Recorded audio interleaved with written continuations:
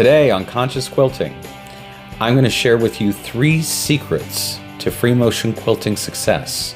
Whether you're brand new to free motion quilting or you've been working on it for a while and maybe you've been struggling a bit, these 3 tips are going to radically change your free motion quilting experience.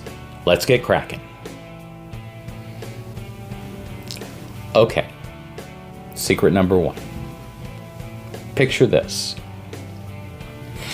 It's 8:30 p.m. All the dishes are done. All the laundry is folded and put away. The house is clean and quiet. And no one is bothering you. You're in your sewing room and the door is closed.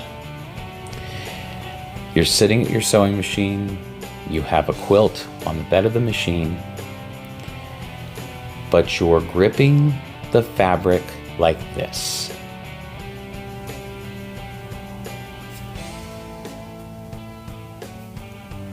Do we see a problem? I see this a lot with my students. They have their quilt sandwich and they are holding it like this. They're holding the edges and they have a tight grip on it. This is not good. If we're gripping our fabric like this, we are stretching and distorting the quilt top, the backing, and the batting, which could conceivably ruin all your beautiful piecing, and you are quilting in that distortion to the quilt. That's no bueno. We don't want that. So, either that, or I see a lot of people, they have their hands flat on the bed of their machine, but they are pushing down, and I know I look like a mime right now, but they are pushing down on their quilt with so much force, trying to move the quilt under the needle. They have increased the amount of friction under that quilt, making it almost impossible to move it smoothly. So this is the big secret number 1. First of all, quilting gloves. Get yourself a good pair of quilting gloves. There's all kinds of good quilting gloves out there. Pick one. Pick a dozen of them. Try them out. They're not that expensive. You know, usually they're around $10. It'll be the best $10 you ever spent. Using quilting gloves makes a big difference. And not just using the gloves, because that's what's going to give you your grip, right? Where you don't need to put down that force on the bed of your machine and on your quilt. But with that grip, then it should only require the weight of your hands to move your quilt. It doesn't matter if it's a king size quilt or queen size quilt or it's a baby quilt and a lap quilt. It doesn't matter. Wall hanging. No matter what size the quilt is, you're only quilting this much of it at one time. You're not quilting the whole thing. And your hands shouldn't be out here. Your hands, you should have about a magic triangle going on right there. That is the zone where you are quilting right now, and that is all you need to focus on. As you work your way across the quilt and you're repositioning your hands, then you're changing your focus. This is your lens. That's where you need to be focused, and that's what needs to move smoothly. Once you're out of that area, it can get rolled up or accordion folded or wherever it needs to go to get out of your way so you can get on to the next part. But if you're pushing down on your quilt or you are death gripping your fabric, you're making things way harder on yourself than you need to be, and that's no good. Also, the other thing about, especially with the death grip, is the effect that it will have on your shoulders.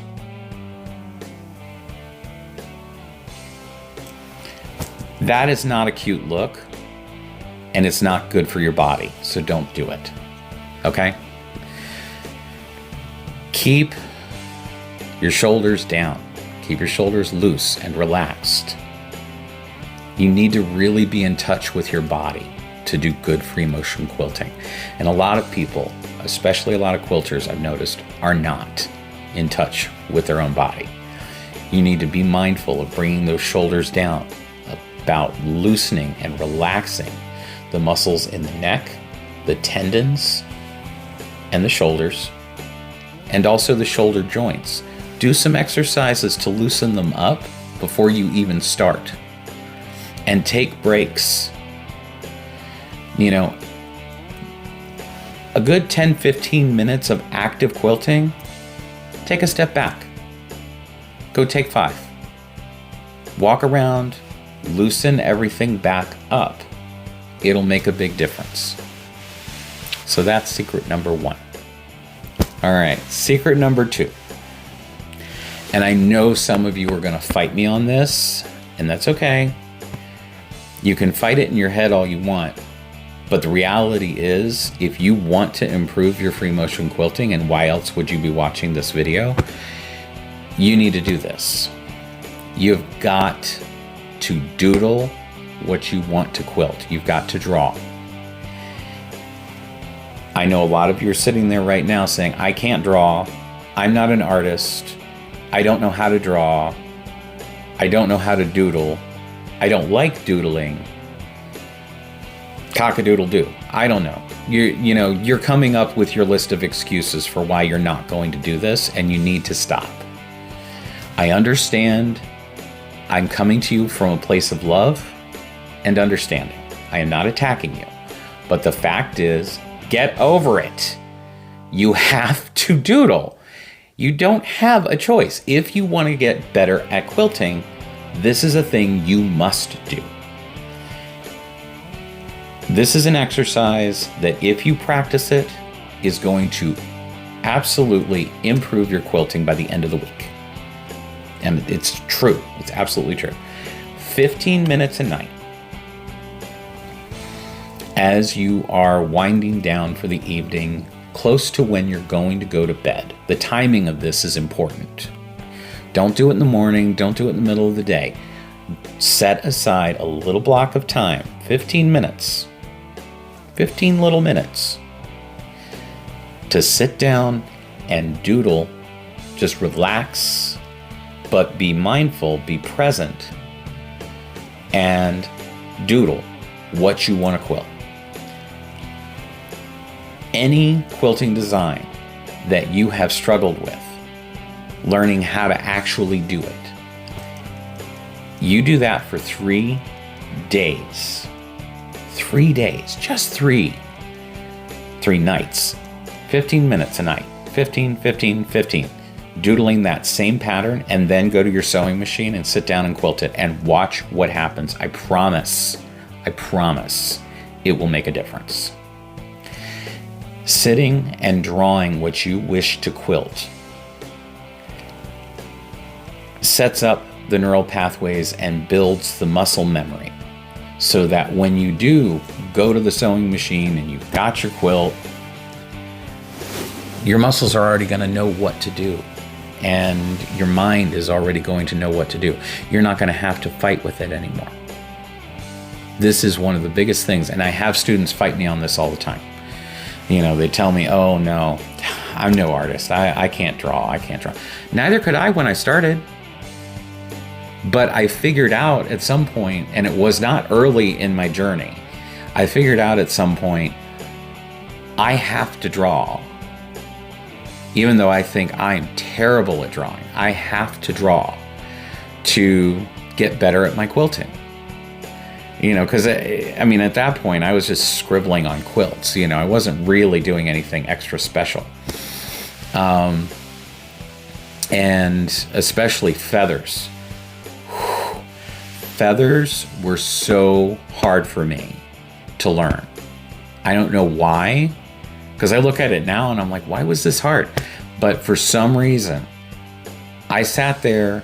It took me 8 months of daily quilting practice. This was before I learned about the drawing part. And 8 months of daily quilting practice to do one passable feather. And it wasn't even that good, but it was a feather. It was recognizable. And it wasn't terrible, you know? So if I had been drawing it all that time, it wouldn't have taken all that time. You know, I would have been there in a week or two. It makes all the difference in the world. 15 minutes a night, shortly before bed. Why shortly before bed? Because if you do that, you're going to bank the muscle memory better. Your body and your brain will work together and bank that information better in your sleep. So it's like you're working while you sleep. Take advantage of that time. So 15 minutes in the evening, shortly before bed, watch what happens. 3 days. It's a 3-day challenge. You can do it. That's secret number 2. Okay. This is, I think, the most important thing, the most important secret. And it's one that I have never seen anywhere else in the quilting world where they talk about this. And I've looked. I've done a deep dive in YouTube and the internet and books and DVDs. I mean, you know, I've used a lot of resources over the years. And I've never heard anybody else talk about this. So maybe this is my contribution to the world of free motion quilting above and beyond just, you know, what I do. So here's the third secret. You ready? Breathe. I see my students every time I teach a class, usually about half of them, at some point or another during the run of the class, they start holding their breath while they're quilting. Some to the point where they're turning blue. And not good. You know, first of all, you need oxygen. We want you to have oxygen, right? Perhaps even more importantly, your creative fire. Okay? Inside of you, there is this creative fire. It is there. It is what compels you to make quilts. It is there, and it is what compels you to try to learn to free motion quilt and to make things pretty and to artfully arrange things. Even if you don't think you're an artist or you're not creative, yeah, you are. You wouldn't be watching this video if you weren't, so get over that. You know, we all seem to have different definitions of what creative is, okay? If you're making a quilt, that's a creative act. Even if you're just following a pattern and you're following every color that they gave you, you're still the one creating it. Therefore, it's a creative act. So yes, you are creative. You do have a creative fire in you, but that fire needs oxygen, right? Simple science, basic physics. Fire needs oxygen to burn. You gotta breathe. I see students hold their breath while they're trying to quilt, and they'll hold it so long, even if things are going really well, when they finally take that breath, their whole body does this spasm and their hands move and they ruin what they were working on with the quilting. I have seen that happen many times. More importantly, you know, it's not just about not holding your breath. It is about the way you breathe. A lot of people, they're only like marginally inflating their lungs when they're breathing, especially when they're nervous, you know, and you're in a class, you're uncomfortable, you know, maybe the chair doesn't match up with the table right, and you're not in your home zone. You're surrounded by a bunch of people, some of whom you might know, some of whom you don't. You've got some yahoo in a hat talking at you and showing you pretty pictures or passing around these gorgeous samples, and you're sitting there just feeling like, I'm in the wrong class. No, you're not. You're not in the wrong class. You're there to learn. So, you should remind yourself of that. But, you're not comfortable, so you're not breathing deeply, right? Well, if you're watching this at home from your sewing room, you are in your home zone. So make yourself comfortable as you can be, and do some deep breathing exercises before you ever even begin to quilt your quilt. So I took a group of my students through this exercise, and they really did find it helpful. And so I'm going to bring this exercise to you for you to try in the privacy of your own home. Just give it a shot before you practice your free motion quilting. So you've got your machine all set up. You've taken care of all that. You've got the free motion foot on the machine. The feed dogs are dropped. The tension is adjusted up to balance out the stitch. You've got your good quality quilting thread on there, not the cheap stuff. You've got a quilting 9014 needle in your machine.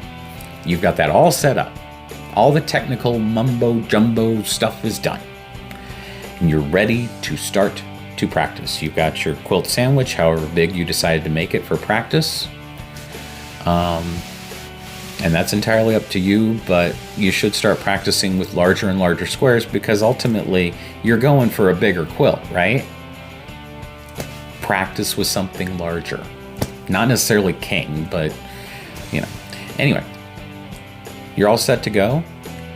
Do 3 cleansing breaths, really deep, really deep. And when you do them,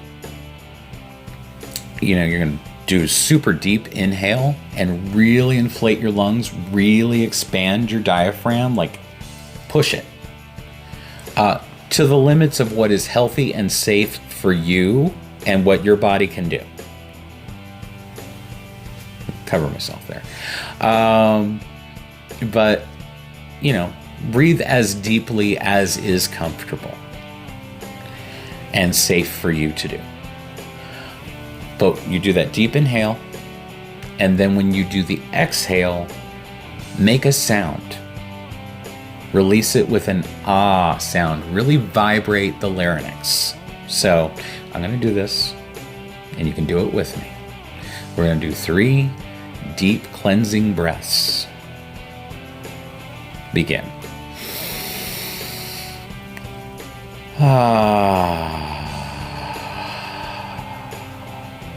And another.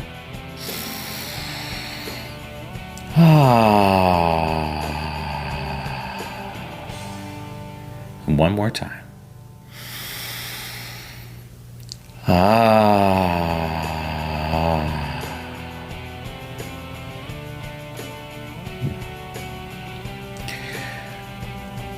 Your whole energy changes when you do that. Everything, your whole, everything, your body, your mind, your emotions, spirit, karma, everything, just whatever. Everything shifts. Even if it's only a little bit, it will shift when you do that. And when you do, things are going to loosen up, things are going to relax, things are going to open up. Stuff that is usually tight, that you're not even aware of in your day-to-day life, is going to just start to open up and relax a little bit each time you do it. So when you do that, it's going to make life a lot easier for actually smoothly moving your fabric, your hands, just using the weight of your hands like we talked about, no death grip. You got your magic quilting gloves on and you're just moving your fabric. Stay with your breath while you do it. And don't hyperventilate. I'm not telling you to hyperventilate. I am telling you, keep with deep rhythmic breathing and rhythmic movement. Play a waltz in your head, or put it on your cell phone, or whatever music device you are using, put a waltz in. That's a great rhythm to quilt to. Oftentimes having some kind of music playing, something with a good beat, you want that rhythmic energy. You want that rhythmic beat. And I mean, it doesn't have to be salsa, keep it moderate, but that's going to help you. It's going to all become a part of your quilting experience. Set the atmosphere for your quilting room. Light some candles or whatever. I wouldn't say dim the lights, because we all need we need better light, for quilting, but maybe light a candle. Maybe have some soft music playing that's got a good rhythm to it, but keep your breath with the rhythm. This is going to go a huge way to improving your free motion quilting experience. It's going to help you to enjoy it more and dread it less, which is the goal. And if you use these 3 tips, these 3 secrets of free motion quilting together, they're going to form a synergy that is going to lead you to more successful quilting. Whatever you've been doing, whether you're just starting out, whether you've been doing it for a while and you do okay, but you could do better, you want to do better. I mean, if you're watching this video, I assume you want to improve. These 3 tips will help you to do that. Use them together. The hands, the doodling, and the breathing. Those 3 are going to go a long way to helping you with your free motion quilting. So go practice, go breathe, go doodle, go quilt. And thank you very much for joining me. I'll see you next time. Bye-bye.